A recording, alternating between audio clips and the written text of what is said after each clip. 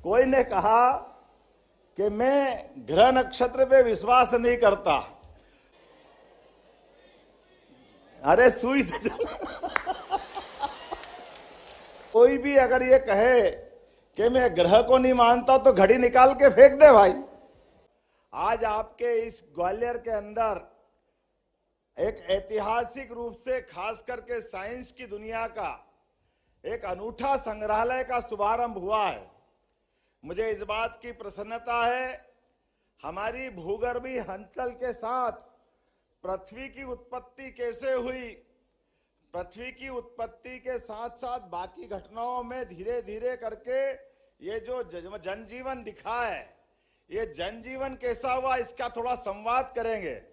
मेरे सामने सारे विद्यार्थी बैठे हैं। ओपन माइक कहीं है क्या, दे सकते किसी को? किसी के पास है कॉर्डलेस? अच्छा ये बताओ कि चंद्रमा और पृथ्वी का दोनों का संबंध है, तो चंद्रमा की उत्पत्ति किस तरह से हुई, कोई बताएगा अपने में से? कोई हाथ खड़ा करेगा इधर से? हाँ जरा बताइए, बेटी हाथ खड़ा कर रही, दो भैया उसको हाथ। सर नमस्ते। सर चंद्रमा की उत्पत्ति पृथ्वी से मानी जाती है। जैसे ध्रुवीय बल के द्वारा मानी जाती है कि चंद्रमा जब ध्रुवों की ओर जाता है ना, तो पानी के गुरुत्वाकर्षण बल के कारण पृथ्वी का कुछ भाग टूटकर अलग हो गया है। इसीलिए चंद्रमा और पृथ्वी में समानता है, गुणों में भी और वहां पे जो भी प्राकृतिक रूप से पाया जाता है उसमें भी। ये तो अच्छी बात है, लेकिन आधा सत्य बेटा, आधा बाकी रह गया अभी। सर मैं माफी चाहती हूँ, लेकिन मुझे इतना ही। लेकिन जोरदार नाम बता दो, तुमने बहुत अच्छा उत्तर देने का प्रयास किया। सर मेरा नाम अंजलि रावत है, मैं साइंस कॉलेज की छात्रा हूँ, BSc 3rd ईयर। बहुत अच्छा, बहुत। अंजलि के लिए ताली बजाओ भाई। और कौन बताएगा? चंद्रमा की उत्पत्ति ज्यादा कठिन हो गया क्या? चलो मैं ही बता देता हूं। जब पृथ्वी हमारी अपनी आग के गोले से धीरे धीरे ठंडी हुई और ठंडी होने के बाद नीचे भूगर्भीय चट्टानें वगैरह बन गई और धूल वूल पर्याप्त जम गई, उसके बाद एक दिन उल्कापात होता, ऊपर से कोई दूसरे ग्रह का पिंड गिरता है और पिंड से जैसे ही पृथ्वी की टक्कर होती तो एक धूल का गुबार ऊपर उठता है और धूल का गुबार पहले तो लंबा रहता है 8-15 दिन, लेकिन फिर एक चुंबकीय जो गुरुत्वाकर्षण की अपनी कक्षा है पृथ्वी की, उस कक्षा के आधार पर वो अपनी पृथ्वी से दूर नहीं जा पाता है और आखिरकार 1 महीने में ही वो गोल आकार बन जाता है और वो अपनी पृथ्वी के चारों ओर चक्कर लगाने लग जाता है। इस प्रकार से चंद्रमा की हमारे अपने पृथ्वी से उत्पत्ति हुई है। बहन का बात का उत्तर सही है, मैंने पहले का जोड़ने का प्रयास किया। अरे बात समझ में आई तो कम से कम समर्थन तो कर दो।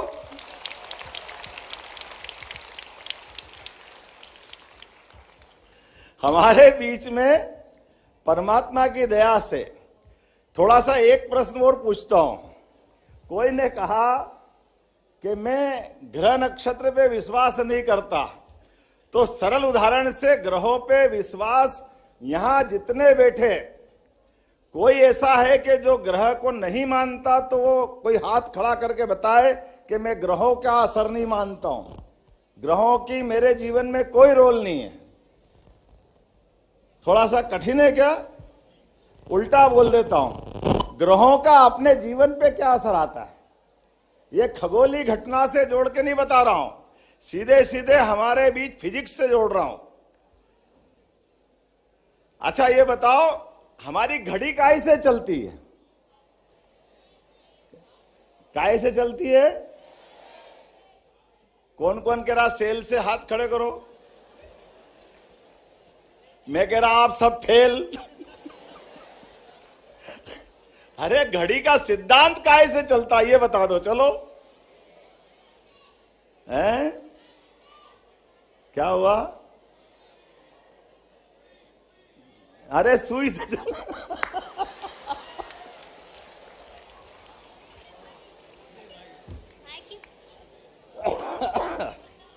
कोई सुई से बताएगा, कोई सेल से बताएगा, पहले जब धूप घड़ी थी तब कैसे करते होंगे?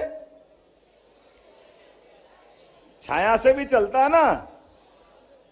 तो अब ये तो गलत हो गया, सुई भी फेल हो गई, सेल भी फेल हो गया, तो घड़ी का ऐसे चलती है महाराज?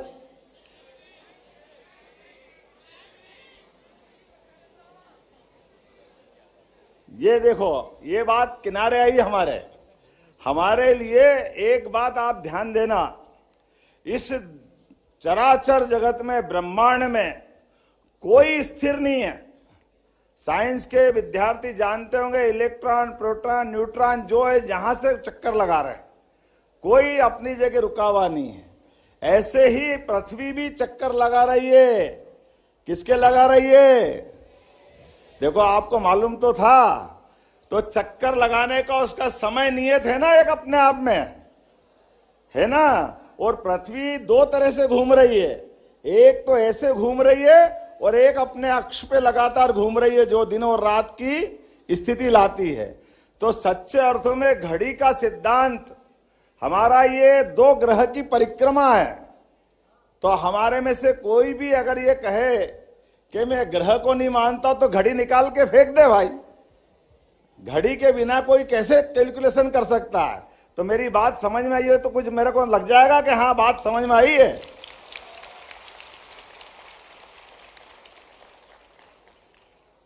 ये एक नहीं, ऐसी कई सारी बातें हमारे जानकारी में भी होना चाहिए। लेकिन आज जब ये हम अपनी रचना देख के आएंगे, क्या बोलते, भूगर्भी रचनाओं के लिए हमारा इतना सुंदर संग्रहालय बना हुआ है। ये हमारे बीच में साधु संतों को 108 और 1008 की डिग्री मिलती है। कोई बताएगा कि 108 की डिग्री क्यों मिलती है? साधु संत अपने नाम के आगे 108, हाथ खड़े करके बताओ, बैठे बैठे मत बताओ, पोल खुल जाएगी तुम्हारी।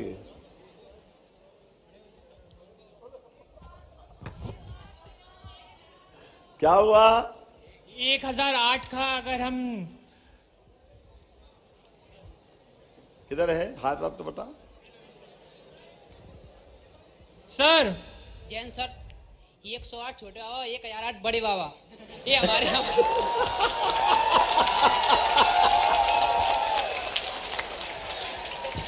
भारत माता की जय। 108 छोटे बाबा, 1008 बड़े बाबा, हो गया कल्याण।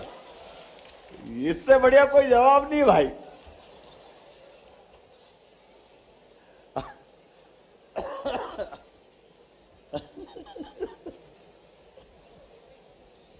अच्छा ये बताओ, अपने में से ये थोड़ा सा ज्यादा हो गया मेरा, इसको समेटना पड़ेगा। हमारे ग्रह कितने हैं? 9। पहले डिसाइड कर लो कितने। कोई 8 बोल रहा है, कोई 9 बोल रहा है। लेकिन चलो, आप ग्रह तो मालूम है, और राशि कितनी है? 12। 12। और नक्षत्र कितने हैं? सर 9। सर किधर 9 है? तुम तो सही बताओ, सर 9 ही है। कहाँ हो? सर इधर, सर फर्स्ट रो में।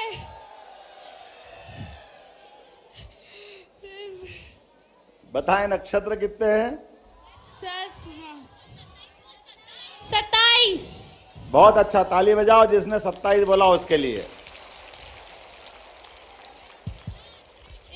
एक 28 भी होता है जिसे अभिजीत बोला जाता है, जो केवल एक वीडियो बना दे यार मेरी। ये गवर्नर स्टाइल बम्बार्डिंग हुई, किधर से हुई है? बहुत अच्छा। पंडित जी बताओ, क्या बता रहे थे? बताओ, एक बार रिपीट करो। जो कि 27 होते हैं, उसमें से एक 28वां भी होता है जिसे अभिजीत बोला जाता है, वो केवल 1 घंटे के लिए आता है। नहीं, लेकिन तो 27 तो पक्का है ना?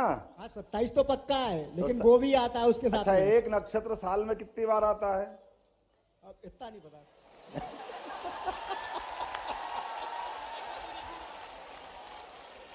वो तो कोई बात नहीं, चलेगा। आपने आधा बुलाया, जोरदार ताली बजाओ इनके लिए भी। आपने पंडित जी ने 27 तो किए, ये तो अच्छा हुआ, बाकी तो 27 भी नहीं बता रहे हैं। एक बार फिर जोरदार ताली बजाओ इनके लिए। अच्छा, ये 27 के बारे में बता देता हूं। एक नक्षत्र साल में 4 बार आता है, तो साल में 4 बार आया तो 4 का गुणा अगर 27 में कर दो कितना हो गया? 108। हमारी यूजी की पढ़ाई और पीजी की पढ़ाई, आप किसी में भी अपनी यूजी पीजी करो, लेकिन स्नातक और स्नातकोत्तर ही बोला जाता है ना। ऐसे हमारे साधु संत भी साधना जब करते हैं तो साधना के दरमियान उनने 1 साल का तप किया, अर्थात 1 साल में 4 बार नक्षत्र आएंगे, सभी 27, तो 108, और 1 साल से ज्यादा जो तप किया वो 1008। जोरदार आप ताली बजाकर इनकी बात की पूर्ति कर देते हैं। अब हमारे समय की गणना के लिए दुनिया भर में हर जगह समय की गणना का मूल बिंदु क्या है, कैसे करते हैं? ये मैंने इसलिए बात कही कि एक तो आपने भूगर्भीय बातों को समझने के लिए यहां इस संग्रहालय में जाओगे तो आपको सारी बात मालूम पड़ेगी, और ये मैं जो बात बता रहा हूं ये समय की गणना के लिए हमारे पास इसी राज्य की पुरानी राजधानी उज्जैन, काल की गणना की नगरी, महाकाल का मतलब काल का, और काल मतलब समय, और समय की गिनती करने का तरीका ये प्राचीन ज्ञान विज्ञान है। और प्राचीन ज्ञान विज्ञान से आपकी जानकारी के लिए बता दूं, ये जो 12 राशि है हमारी, अभी थोड़ा कठिन हो जाएगा, मैं ही बता देता हूं। 12 राशि का भी एक पथ है। कौन है ज्योतिष का विद्यार्थी अपने में से? कोई है क्या ज्योतिष विद्यार्थी यहां? पंडित जी हाथ नहीं खड़े कर रो।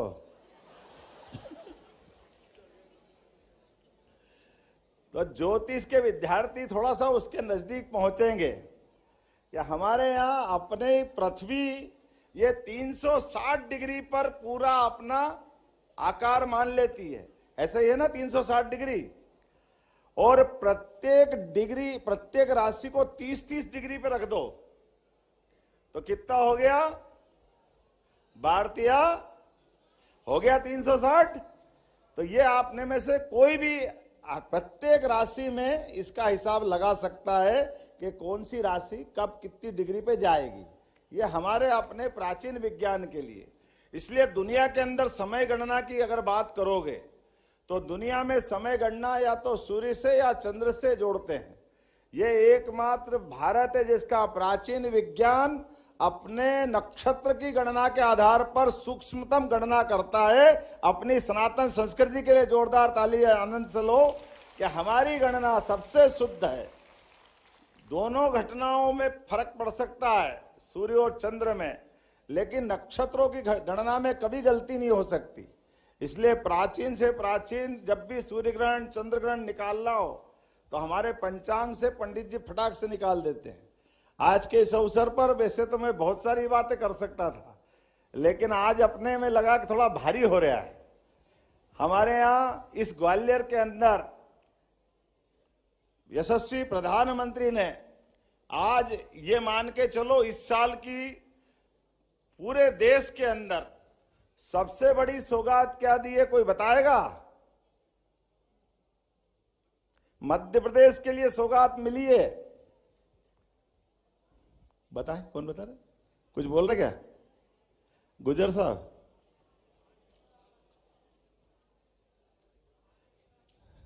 हाँ जरा जोर से बोलो, अच्छे बोलो, बोलना डर डर के मत बोलो। वो जोरदार ताली बजाने का केन बेतवा लिंक योजना के लिए मंजूरी दी है।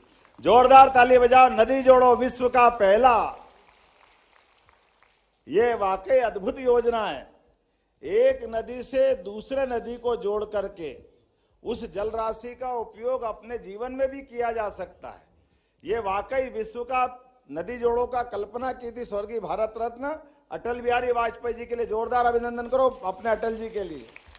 और ग्वालियर वाले तो और जोर से बजाओ, हमको मालूम है। मेरे को क्या मालूम, आप कह रहे हो यहाँ के, वो तो बजा ही नहीं रहे ताली। तो हमारे बीच में से ग्वालियर से संबंध आता है इस बात का। लेकिन ये बात सही है कि नदी जोड़ो अभियान दुनिया के अंदर पहली बार आकार साकार मिलेगा तो हमारी केन बेतवा नदी के माध्यम से मिलेगा। और एक और बड़ी योजना है जिसको बोलते पार्वती काली सिंध चंबल योजना, पीकेसी योजना। ये ग्वालियर संभाग ऐसा संभाग है जिसको दोनों का लाभ मिलेगा। अपने आप के लिए जोरदार अभिनंदन कर लें। मित्रों, मैं ये बात आपके सामने इसलिए कह रहा हूं, आपकी आयु में और मंच पे बैठे हुए और सामने बैठे नीचे वाली लाइन के आयु में अंतर है।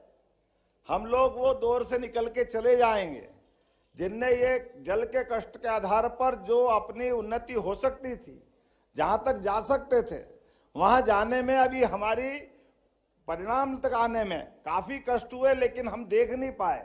लेकिन आपकी पीढ़ी एक नया इतिहास लिखेगी जिसके बलबूते पर मध्य प्रदेश दुनिया के सामने आदर्श प्रदेश बनेगा। मुझे इस बात की गारंटी है।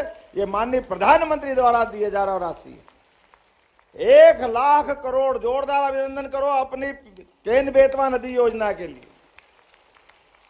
1 लाख करोड़ के आधार पर केन बेतवा नदी जोड़ो अभियान पूरा होगा। और नदी जोड़ो अभियान के आधार पर हमारे 8.5 लाख बुंदेलखंड के लोग, और बुंदेलखंड से शिवपुरी तक, शिवपुरी एकमात्र जिला ऐसा रहेगा जिनको दोनों नदी जोड़ों का लाभ मिलने वाला है। इस बात का आनंद हमारे सबके बीच में होना चाहिए। पार्वती काली सिंध चंबल योजना का लाभ और केन बेतवा का लाभ, दोनों का लाभ एकमात्र जिला, लेकिन पूरा क्षेत्र ये एकदम से आनंद में आएगा। आज बोलने के लिए तो लंबी सारी बातें थी, लेकिन समय थोड़ा कम पड़ रहा है, मुझे भी जाना है। लेकिन आने वाले समय में हम सब अपने आसपास घटने वाली बड़ी बड़ी जानकारी की, और सामान्य रूप से दुर्भाग्य के साथ कहना पड़ रहा है, हमारे यहाँ लॉर्ड मैकाले की शिक्षा नीति ने हम सबकी शिक्षा व्यवस्था में केवल पाठ्यक्रम में हमारे जो आने वाले क्वेश्चन पढ़ करके जो छोड़ते हैं और अगली परीक्षा की तैयारी करते हैं, इससे हमारा परिपूर्ण मनोविकास नहीं हो पाता है। अब नई शिक्षा नीति के बलबूते पर हमारे ज्ञान अर्जन की जो जिज्ञासा है, वो जिज्ञासा को समाधान करते हुए संसार में घटने वाली सभी घटनाओं पे अपना सबका जिज्ञासु मन आगे से आगे बढ़ता जाए, सभी बातों की जानकारी आपको मिलती रहे, सब बातों को आप समझते रहे। इस जिज्ञासा के भाव को बनाए रखने के लिए हमने युवा संवाद अभियान अभी चालू किया है। मेरी अपनी ओर से आज के अवसर पर आप सबको बधाई, बहुत बहुत धन्यवाद। भारत माता की जय।